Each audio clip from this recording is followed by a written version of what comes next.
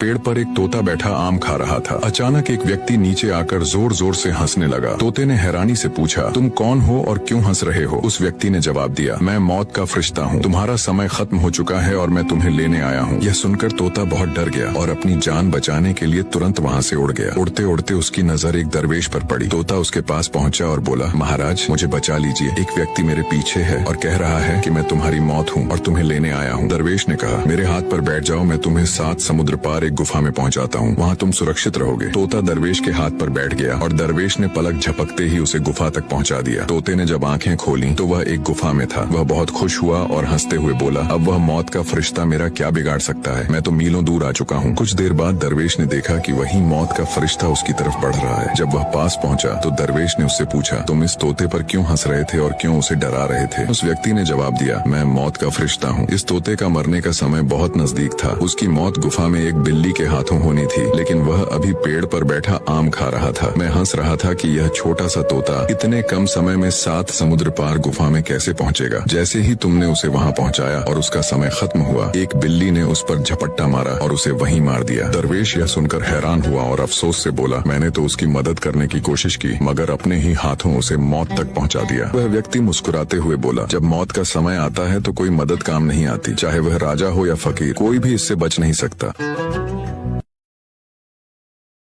Download ShareChat.